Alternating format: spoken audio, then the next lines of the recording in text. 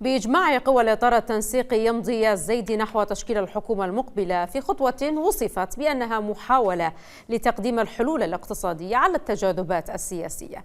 وبينما يرى مراقبون في هذا التكليف مخرجا آمنا يعتمد التوافق لتلافي الاستحقاق الانتخابي، يتساءل الشارع عن آليات اختيار رئيس الوزراء حينما تأتي من خارج صناديق الاقتراع وبتوافقات الغرف المغلقة. أهلا بكم في حلقة جديدة من برنامج ما وراء القرار، وأرحب بضيوفي في الاستوديو الباحث في الشأن السياسي السيد أثير الشر، حياك الله أستاذ أثير، وأيضا الباحث في الشأن السياسي السيد صلاح الكوبيسي، حياك الله أستاذ صلاح. بلش حضرتك أستاذ أثير، يعني ما هي المعايير اللي اعتمد عليها الإطار لاختيار شخصية السيد الزيدي؟ تختلف هذه المعايير عن المرشحين السابقين؟ بسم الله الرحمن الرحيم. تحية لحضرتك الأخ العزيز دكتور صلاح، إلى مشاهديكم ومتابعيكم الكرام. المعايير التي أعلنت من قبل الإطار التنسيقي هو يجب أن لا يكون المرشح لديه حزب، هاي أهم معيار. يجب أن يكون مستقلا ويعمل وفق مبدأ الاستقلالية، لأن اليوم هناك خشية أنه على غرار ما حصل خلال الدورات السابقة أنه أي مرشح قد يعمل لحزبه وينحاز إلى حزبه أو حركته أو تجمعه. لذلك كان المعيار الذي وضع من قبل قادة الإطار وأيضا معضد من قبل المكونات الأخرى على استناد أنه وفق النظم السياسية اللي نعرفها ليس شرطا أن يكون رئيس مجلس الوزراء كسلطة تنفيذية أن يشارك بالانتخابات، مو شرط يعني. اللي أهم هي السلطة التشريعية. لذلك هناك معايير مشددة وضعت داخل الإطار التنسيقي جهات ال 12، وهناك إجماع بتبني هذه الفكرة أنه يجب أن يكون مستقلا ويتمتع بالاستقلالية التامة. هذه المعايير وضعت صراحة بعد جدال داخل الإطار التنسيقي مثل ما تعرفين ست زهراء. كان هناك اجتماعات كثيرة، يعني حسب ما تخرج من بيانات لم يتوصل الإطار إلى جملة حلول، لكن يبدو أن هناك دراسة معمقة طبعا، وهناك تحليل للمرحلة القادمة. وفق هذا الأمر تم اختيار السيد علي الزيدي. لماذا علي الزيدي؟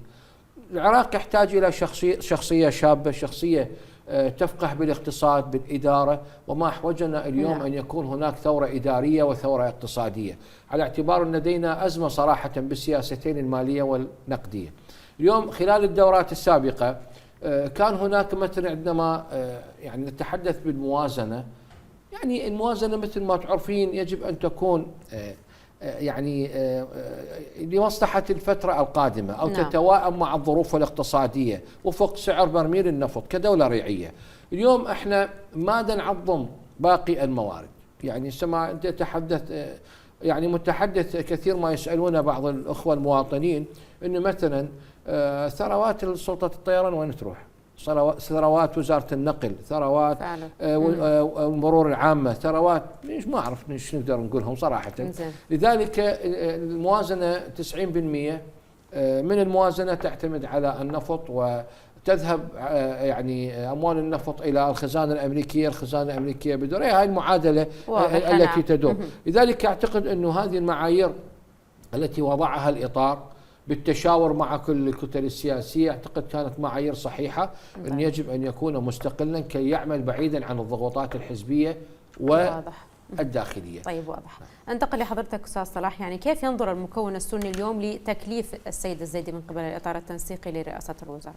نعم، تحية طيبة لك وللأخ العزيز السيد أثير الشرع ولمشاهدي قناتكم الأكارم.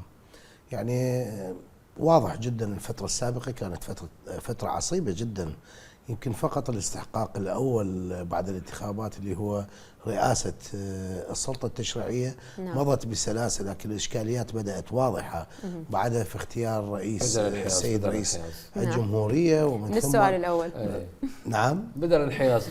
لا لا لا لا لا لا لا لا ما الإطار ما يمر. صلي على محمد. لا أنا أتمنى سيد أن تكون الإشكاليات بعيدة عن كل المكونات السياسية يعني. لكن يعني واقع حال أتكلم، كانت هناك إشكالية لدى الأخوة الأكراد وإشكالية لدى الأخوة في الإطار التنسيقي في اختيار قيادة جديدة تقود البلاد لل4 سنوات القادمة. يمكن بروز زعامات أيضا داخل هذه الكتل السياسية أيضا صعب من الأمر كثيرا. يعني السيد نور المالكي لا يخفى على أحد زعامة سياسية لها ثقلها ولها موقعها وتأثيرها. إضافة إلى السيد السوداني أيضا خلال هذه الأقل من 4 سنوات، هي 3 سنوات ونصف تقريبا، أيضا الرجل من خلال برنامج حكومي حاول أنه يركز عليه الخدمات وغيرها، أيضا أخذ شعبية في وسط الشارع العراقي رغم الانتقادات التي وجهت.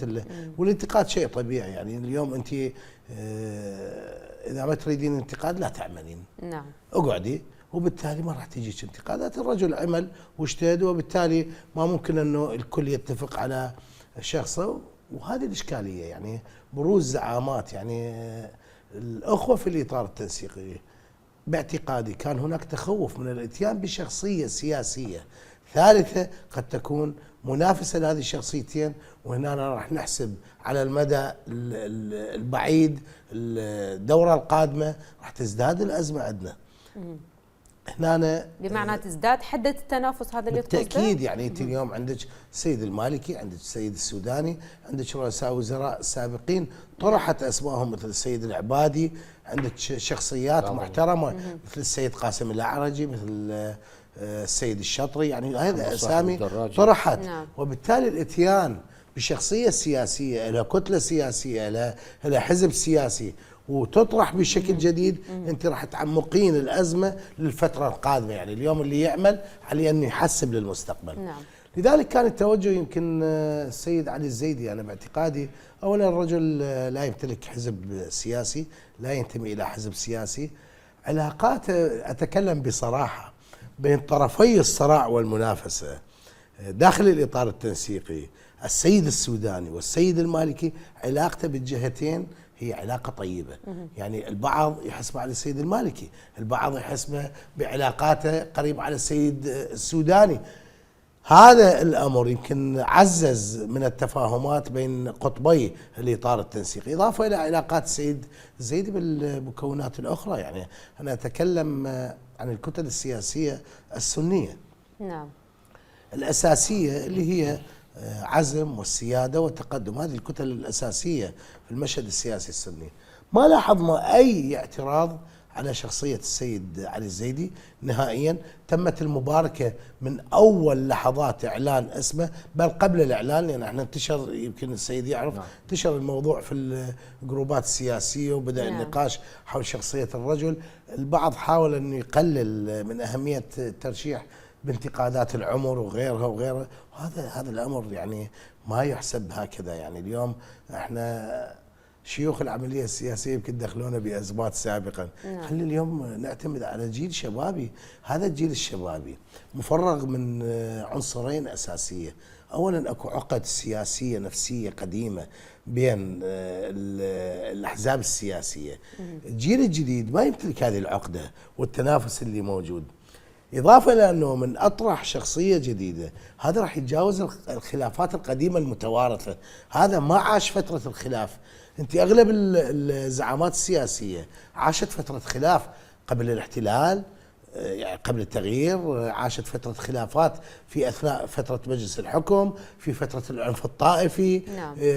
في يعني احنا كل الحكومات التي شكلت في العراق، وأقولها للأسف ونتمنى أن لا يتكرر هذا المشهد في تشكيل الحكومة القادمة، في كل الحكومات السابقة ست زهراء يستمر الصراع، مو في فترة تشكيل الحكومة، بل يستمر الصراع 4 سنوات، وبالتالي تنشغل الكتل السياسية المشكلة للحكومة تنشغل بخلافاتها وتنسى الامور المهمه اللي اليوم الشعب يطلع لها. اليوم الازمات اللي يعيشها المواطن العراقي ازمات خانقه وازمات كبيره جدا. ذكرت موضوع الازمات سيد صلاح، يعني انتقل لحضرتك استاذ اثير. يعني شخصيه الزيدي كما قلت بانه البلاد بحاجه الى شخصيه اقتصاديه.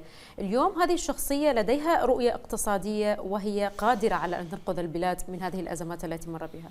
أقول نعم بالتأكيد. شوف اليوم لا يمكن، يعني عندما ربما يعتقد أي واحد أنه هاي الشخصية بالصدفة، لا الأمر مدروس. أعتقد هناك برنامج حكومي وضع مسبقا. الرجل يعني واضح جدا أنه لديه القدرة والنية على العبور بالعراق إلى المراحل المتقدمة. نتحدث اقتصاديا، ورجل مثل كلها تعرف أنه مدير تنفيذي لمصرف عراقي، وإذا لديه القدرة على إدارة زمام الأمور الاقتصادية. اليوم مهم جدا اليوم أن نضع العراق على مثلا شو نقول سفينة النجاة. اليوم هناك مخاطر اقتصادية تحيق بالعراق صراحة. لكن شلون ترتبط المخاطر الاقتصادية؟ من خلال السياسات الخارجية. هسه احنا عندنا عقدة اسمها الولايات المتحدة الأمريكية، تهديدات والتلويح خطير جدا بمثلا فرض عقوبات اقتصادية على العراق في عدة حالات، وتعرفوها الحالات هي شنو. لذلك اليوم أنا أعتقد أنه مباركة الولايات المتحدة الأمريكية وإن جاءت بعد 24 ساعة، هذه نقطة محورية، لكن هذه جدا مثل ما تفضل أخي العزيز دكتور صلاح نقطة مهمة جدا. هاي طبعا أين تكمن الأهمية؟ أنه هناك تطمينات بأنه هذه الشخصية الشابة ستعزز العلاقات الخارجية وستعمل من أجل ما إصلاح ما يتخوف منه ترامب. لأن ترامب مثلا تهريب العملة، تعويم العملة، ما أعرف شنو، هذه غسيل أموال، هاي كلها أعتقد هناك حلول. طيب بالإضافة لهذه المعايير اللي ذكرتها أستاذ أثير، يعني من ضمن النقاط المهمة اللي يتميز بها شخصية رئيس الوزراء أنه عنده علاقات دولية قوية. ذكر أستاذ صلاح أنه علاقاته بالقطبين علاقاته متوازنة من خلال مشاريع الاستثمار كرجل أيضا لمشاريع أيضا. يعني العلاقات الخارجية أن ندخل بهذا المجال هي مهمة جدا. لذلك أنت تشوفين الأردن سارعت بالمباركة، بريطانيا، الأوروبي، فرنسا، الأوروبي، يعني حتى إذا نتحدث كل دول الجوار دول الخليج تقريبا معظمها باركت بترشيح هاي الشخصية. إذا نحن أمام نضوج سياسي. هذا النضوج السياسي صراحة جاء من رحم الإطار التنسيقي. الإطار التنسيقي اليوم يعني بنى هذا النضوج وانطلاقا من بعض التفاهمات اللي حصلت ما بين كل المكونات. إذا تشوفين انت كل المكونات سارعت بالمباركة، ماكو شيء اسمه فيتو. لكن إذا نتحدث مثلا عندما تم ترشيح شخصيات أخرى مع جل احترامنا، لا حصلت على فيتو واعتراضات. لكن إذا هذا شو أريد أقول؟ أريد أقول أنه هناك دراسة مسبقة وهناك دراية من سنرشح، لكن لم يتم الإعلان عن هذه الشخصية وتكتموا عليها إلا بعد نضوجها ووجود برنامج. هذا السؤال اللي ردت أطرحه، أنه ليش ما اختاروا شخصية من البداية إذا كانت هي مطروحة؟ يعني تعرفين في اللحظات الأخيرة بدل ما نوصل للخلافات أو الاختلافات. لا ما كانت خلافات. تشوفين كل المخاض يولد الاتفاق. يطبون يضحكون ويطلعون يضحكون، ما طبوا يضحكون وطلعوا يبكون. زين. فاحنا شوفي هم اختاروا سيد هاي يضحكون وهيك بعد لو متعاركين كان السوا. لا ما يتعاركون. زين رتب الله لا تحرض. لا تحاول. لذلك كان شوف المفروض السبت تخلص المدة او يمكن كان الأحد، يعني 15 يوم، وهم ثاني يوم زين يعني ما عبرنا المدة الدستورية بشكل كبير.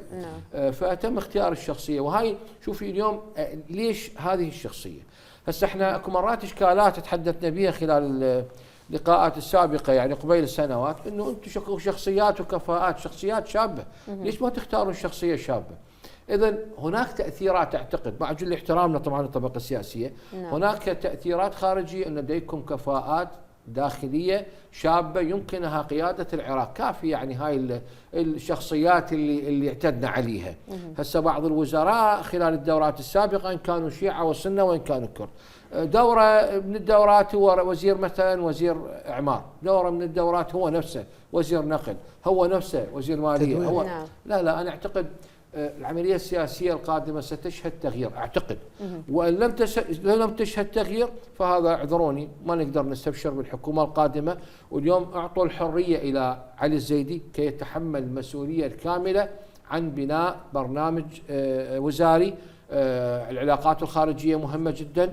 نائب العراق عن ما يحصل إقليميا هذا مهم جدا. اليوم لا يمكن العراق أن يتورط مثلا مع أي جهة، لذلك بقاء العراق بالمنتصف هذا شيء صحيح بالفترة الحالية. لذلك اليوم أعتقد أن العراق سينال دعم كل الدول في حال نجاح الحكومة القادمة بعد تشكيلها، بأنه يجب أن تكون هناك سياسات واضحة.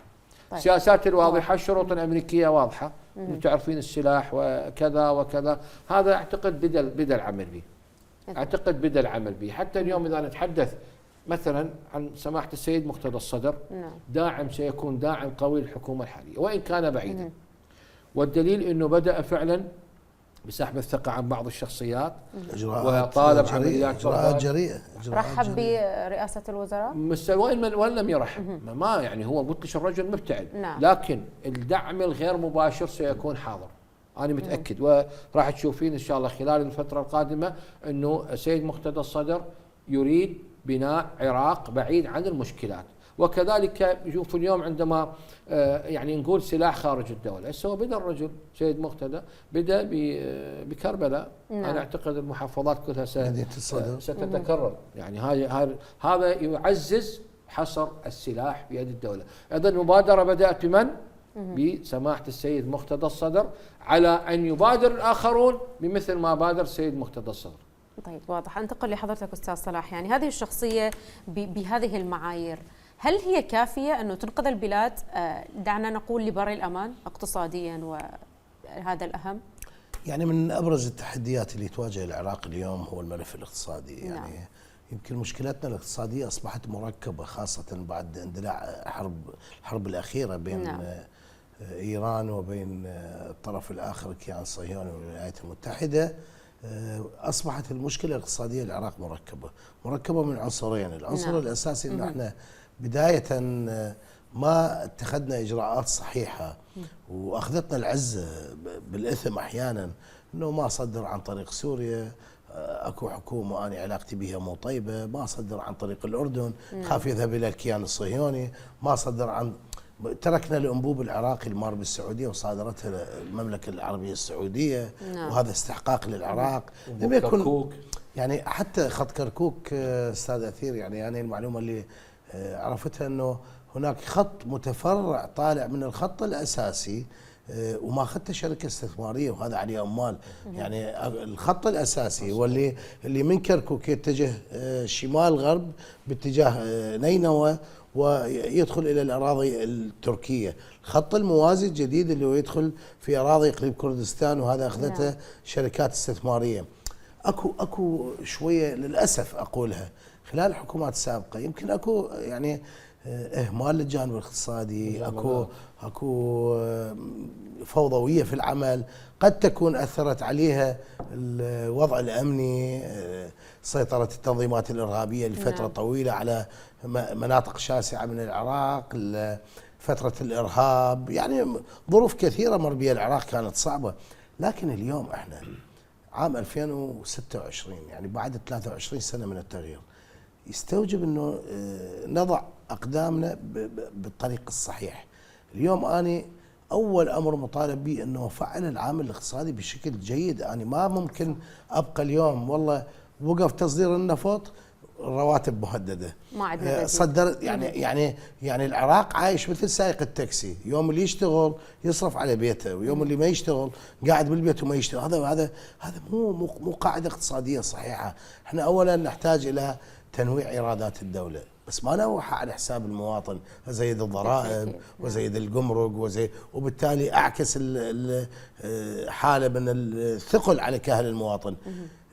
تخيلي انت اليوم سلم الرواتب في العراق تم اقراره عام 2008 المعدل عام 2008 واحنا اليوم 2025 يعني بعد 2026 17 سنه او 18 سنه عفوا من اقرار هذا السلم هو نفسه يراوح في مكانه.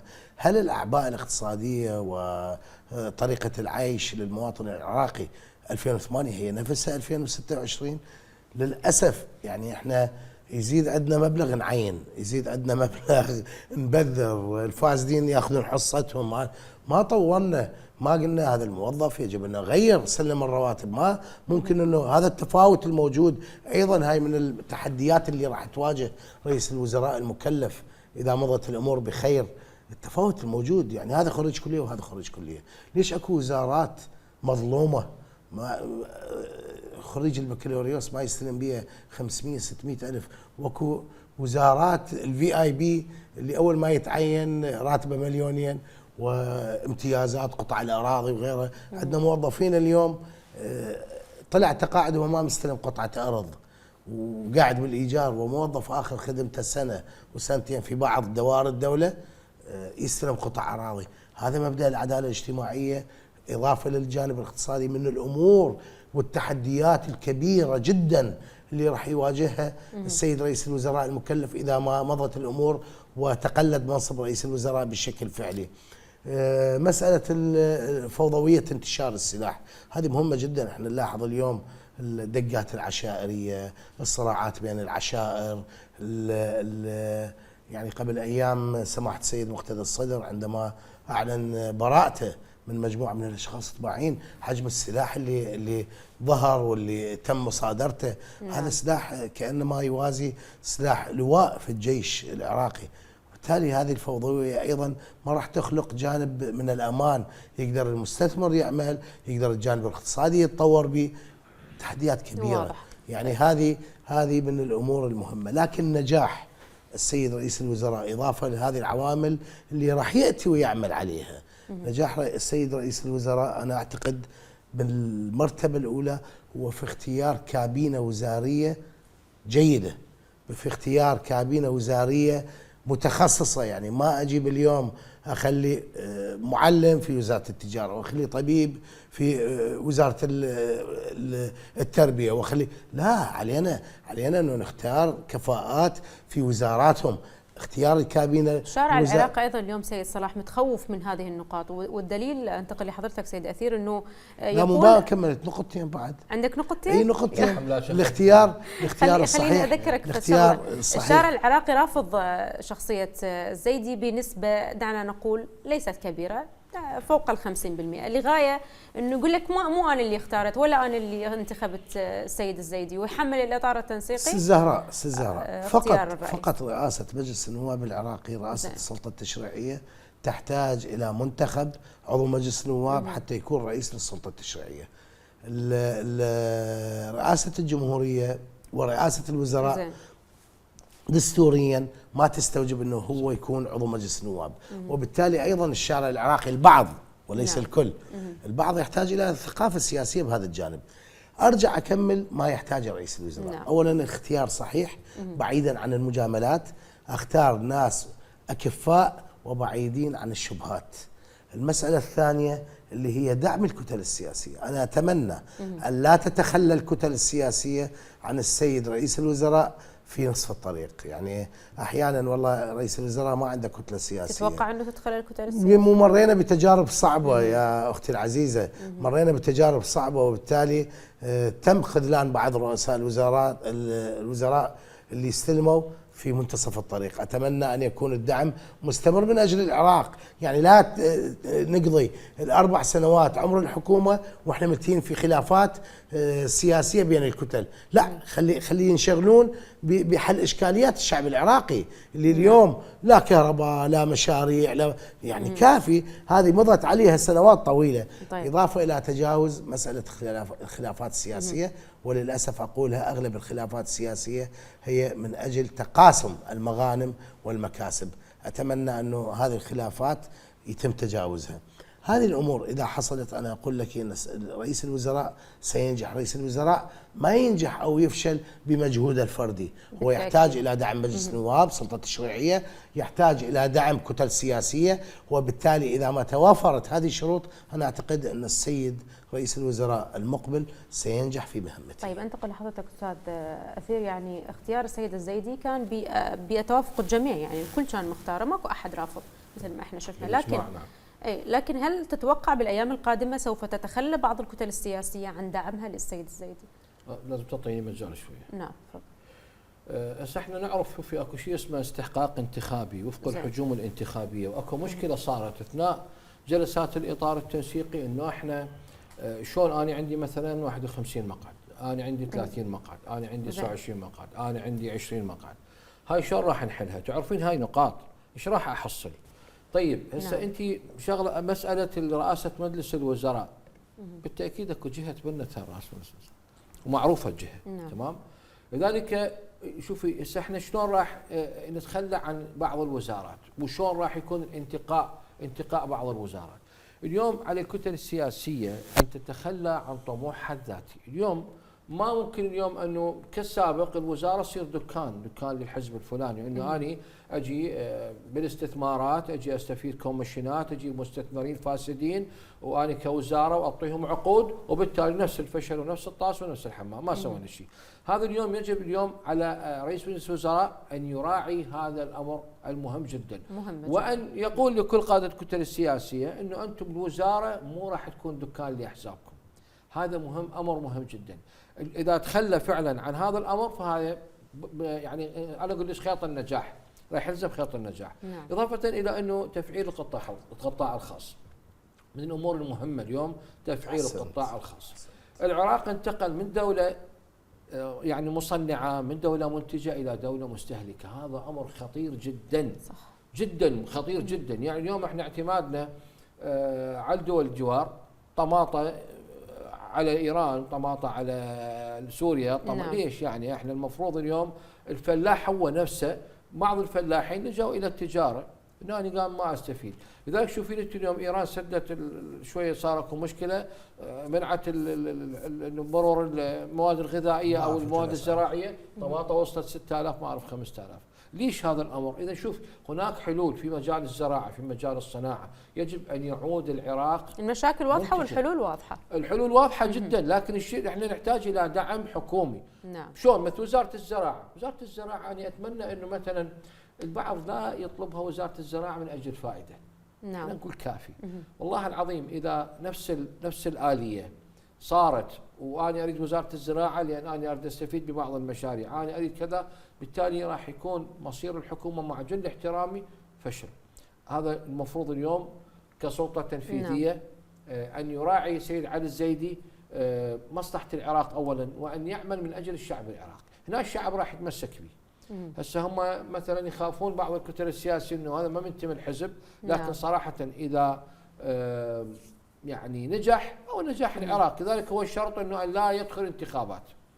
شرط ان لا يدخل انتخابات، وهسه راح يعمل من اجل النجاح. هسه يحسن الاقتصاد، الزراعه. سيد عفوا، هاي النقطه اللي ذكرتها أنا في بدايه حديثنا، قلت الاطار التنسيقي ايضا يتخوف من صناعه رموز جديده.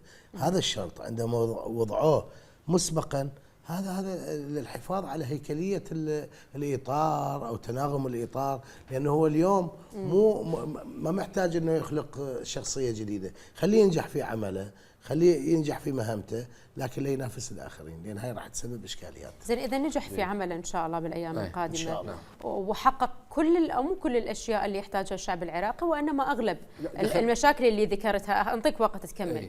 بهذا الحال ليش ما يرجع يرشح مرة؟ ما يخلوه شخص نجح. لا، ما هي هنا هم نرجع شنو هي معايير النجاح شلون تصير. مو هي اذا نجح وان شاء الله ينجح، زين، اذا نجح راح يكون ندعي لهم مثل ما صار سيد السودان. يعني مشكله. طيب، لذلك شوف اليوم عندي شوفي دعم المشاريع والاستثمارات، هذا امر مهم جدا. اليوم الحكومه يجب ان تدعم الاستثمارات الحقيقيه مو المجاملات على حساب الكوميشنات. عندنا انهاء العشوائيات، ازمه السكن، هذا امر مهم جدا. انا اليوم اكو مساحات فارغه ما بقى بها مساحات، اليوم كل مساحه صار بها فد مشروع، وبالتالي اليوم اي شقه اليوم في بغداد يعني ينقص شقه 200 مليون 300 مليون، وهي هذا الموضوع يراد له 30 حلقه. هذا انا اطلب منك دكتور اذا تسمح لي، اسف جدا. لذلك شوف اليوم احنا خلال لقائنا مع دوله رئيس الوزراء السيد السوداني، انا تحدثت بانه هناك بناء واطئ الكلفه، تمام، ولكن باسعار عاليه. دولة رئيس الوزراء ابن المواطن واطئ الكلفة، قال لا احنا ما يعني ما يقبل ابني واطئ الكلفة، كان انت الكائنات كلها واطئ الكلفة، وهي بفلسه ونص يبيعوها بملايين وسكتت آلي. لذلك شوف نحتاج اليوم الى متابعة دقيقة جدا. اليوم عندنا ايضا انهاء البيروقراطية. مواطن عراقي يروح تطفر باي وزارة باي هذه، هي ماكو شيء بسيط جدا، لكن يبقى يروح ويجي لمدة اسبوع. هي امر بسيط جدا يمكن حله بساعة واحدة. الآخر ملفات الفساد.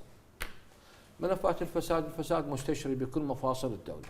نعم. أكثر من 13,000 ملف فساد، وصنفناها على مستوى كحيتان فساد، جرذان فساد، تماسيح فساد، فئران فساد، على هيئة النزاهة اليوم أن تكشف من هم أبطال الفساد الحقيقيين. هاي إذا اجتمعت هاي الهيئات السلطة القضائية اليوم على عاتقها شيء كثير. نعم. هيئة النزاهة، إذا فعلا شخصنا من هو أبو الفساد، من هو الوسيط اللي داخل وزارات، احنا راح نقدر نبني حكومة منتجة، حكومة يمكن أن نكون ناجحة.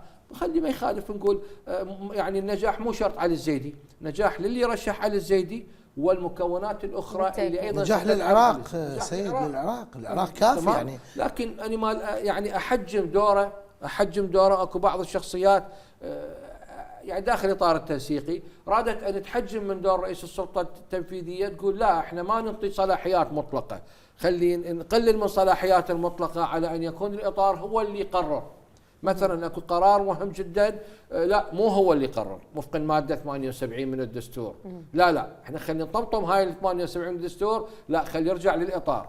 اعتقد بعض قاده الاطار التنسيقي ما وافقوا على هذا الشيء. طيب. وبالتالي ترشيح علي الزيدي كان صائبا، اعتقد صائبا بمباركه الجميع. طيب انتقل لحضرتك استاذ صلاح، يعني المباركه الامريكيه اللي جاءت بتكليف السيد الزيدي، يعني ما حجم هذا التدخل؟ يعني برأيك هل الإطار استلم هذه المباركة لربما مو مباركة وإنما الموافقة على شخصية الزيدي، ومن ثم تمت المباركة بعد 24 يوم 24 ساعة عفوا؟ يعني الجميع كان ينتظر الرأي الأمريكي، لأن واقع حال يعني لا نكابر ولا شو اسمه، واضحة، لا نكون مثاليين أكثر من اللازم.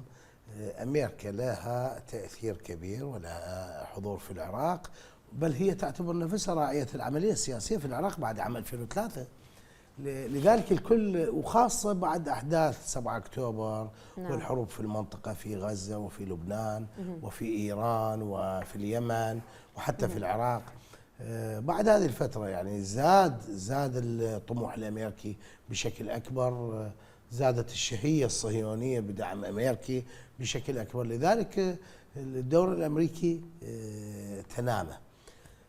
يمكن فترة من الفترات الأمريكان سحبوا نفسهم من الملف العراقي، لذلك زاد نفوذ بعض الدول داخل العراق، لكن اليوم هم حسوا أنهم كانوا على ضلالة. لأنه يقول لك أنا تعبت وأنا ضحيت وأنا راح لي 5000 واحد بالعراق، على أي أساس أنا أسلمها لدولة أخرى؟ لذلك الكل كان ينتظر الرأي الأمريكي، لأن إذا أمريكا قالت لا، هو مو جانب تدخل أو ضعف في شخصية الطبقة السياسية في العراق، لكن بصراحة أمريكا بقرار واحد تجوع الشعب العراقي، بقرار واحد أنه اليوم ولمحوا لها أنه احنا نريد نوقف شحنات الدولار الى العراق. احنا عمليه تسليم الرواتب في العراق، يمكن البعض يجهلها. العراق يبيع النفط في السوق العالميه، الحسابات والارصده تروح للبنك الفيدرالي الامريكي، ومن ثم العراقي يسحب امواله من خلال فواتير ومستندات وقوائم. يعني انا اخشى حتى انه قد امريكا في الفتره القريبه المقبله تقطع الامداد، وهذا كنا نتكلم به انا والسيد اثير قبل ما ندخل الاستوديو، تقطع الامداد عن بعض الدوائر في الدوله بقصد بغايه تقطع الامدادات. وبالتالي الراي الامريكي كان مهم جدا كعامل اطمئنان هسه للطبقه السياسيه، حتى يمضون ما يبقون قلقين والله الامريكان وافقوا والله الامريكان ما وافقوا، قد الامريكان يفرضون عقوبات علينا، والعقوبات راح تاثر بالواقع العراقي بشكل كبير. يعني احنا قبل قليل قلنا انه ما عندنا للاسف بنيه تحتيه اقتصاديه صحيحه، احنا مثل سائق التاكسي او بياع النفط، يوم اللي يشتغل يعيش ويوم اللي ما يشتغل يتورط. صارت الحرب في المنطقه قبل شهرين، اكثر بلد تاثر بهذه الحرب هو مو البلد المشارك بها، هو البلد اللي على الهامش بالمشاركه، يعني ايران والكيان الصهيوني وحتى دول الخليج ما تاثروا مثل تاثر العراق. ليش؟ لان عندنا خطا في البنيه الاقتصاديه للعراق. توقف تصدير النفط، دخلنا بورطه مباشره، بدينا والله اليوم طلعت باخره 2,000,000 برميل بيها، وقفت الباخره، تصادرت. هذه الامور انا اعتقد انه تاثر بشكل كبير، وبالتالي الرساله الامريكيه كانت رساله اطمئنان انه الكتل السياسيه امضوا بهذا الامر. اذا مضت الامور وبدون تدخلات وبدون اطراف خبيثه، اخشى ذلك ستمضي الامور نحو الافضل. موضوع ذكره اخي العزيز السيد أثير موضوع مهم جدا، اللي هو الاستثمار، وأتمنى أن تكون هناك حلقة خاصة بالملف الاستثمار إن شاء الله. اليوم عندما أستثمر في بلدي، أستثمر أما لزيادة إيرادات الدولة أو أستثمر لتحسين واقع المواطن العراقي، مو هذا الأساس بالاستثمار. احنا اليوم نشوف يأتي المستثمر يأخذ الأرض بالمجان، الدولة ما استفادت، لا بالعكس، بنى بنايات، بنى مجمعات سكنية، زاد الضغط على البنى التحتية الحكومية، المجاري والماء والكهرباء، زادت أذية الدولة. أخذ الأرض بالمجان، كلفة المتر ما تتجاوز النصف مليون، باع الوحدة السكنية المتر ب2 مليون. طيب وين الاستفادة اللي استفادت بها الدولة؟ هذا إضافة إلى أنه كل بلدان العالم يا سي الزهراء تبني يعني تمارس الاستثمار في أطراف المدن، أولا جمالية للمدن عند الدخول لها، وثانيا لسحب الازدحامات اللي موجودة داخل المدن. احنا سوينا تجي من جامع بنية إلى تقاطع الفارس العربي، بنينا ما يقارب 100,000 وحدة سكنية في مطار المثنى. الشارع بدل ما كان هذا اللي هو مسافته كيلوين تقطعيه ب20 دقيقة 15 دقيقة، يمكن أصبح يستغرق هذا الشارع ساعة كاملة، إضافة إلى الثقل على البنى التحتية. الطريقة والأسلوب غير صحيح، التخطيط غير صحيح، نحتاج إلى ثورة في هذا المجال، إلى تصحيح الأخطاء. أستثمر، نعم أستثمر، لكن ما أبني مجمعات سكنية في وسط المناطق وبأسعار خيالية، بأسعار يعني معي مجمعات سكنية في أطراف بغداد. نعم. أنا طولت بهذا الموضوع، لكن هذا من موضوع مهم جدا جدا مهم. حلقة في أطراف بغداد المتر ب1.4 مليون. تجين مجمع في اليرموك دا ينبني المتر ب3 ملايين. نعم. يا ليش هذا بتلعب؟ هذا باليرموك. طيب مو أنت أخذت القاع من الدولة، مال التاجي ومال اليرموك بنفس السعر، ليش أنت بديت تتميز؟ الأسلوب والطريقة خاطئة وتثير شبهات الفساد فعلا. يجي يقول لك عندي مصاريف إضافية. شنو هي المصاريف الإضافية؟ يعني كمواطن اليوم من حقي أعرف شنو هي المصاريف، لأن يعني الجواب يثير الشبهة. شنو هي المصاريف الإضافية؟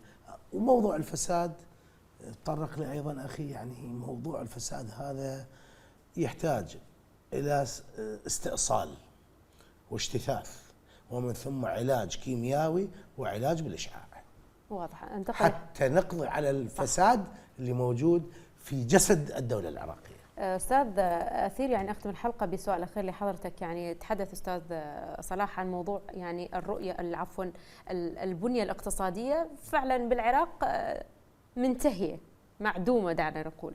طيب الموازنة اليوم تحتاج لرؤية جديدة، شخصية الزيدي قادرة على هذا الموضوع؟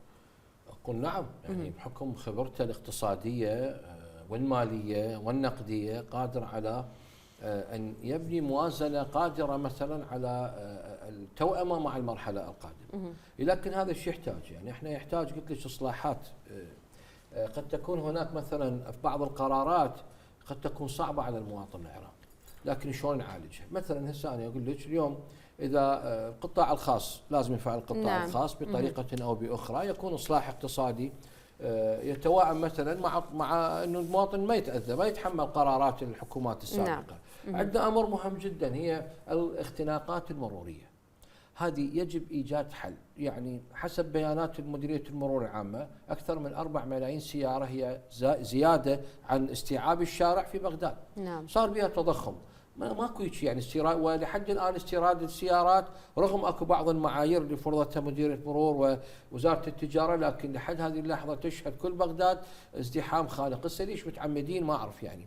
اكو امر مهم جدا ايضا، المشاريع اللي تصير انه عن طريق هسه مشكوره امانه بغداد بدون سابق انذار او قبل ساعات انه اكو طسه والله بالكراده هاي صار لها، زين انتم الطسه تبقون بها شهرين ما يصير، ورا ما يصلحوها يعني ترجع الطسه نفسها وهي تحتاج الى 4 أشهر اخرى.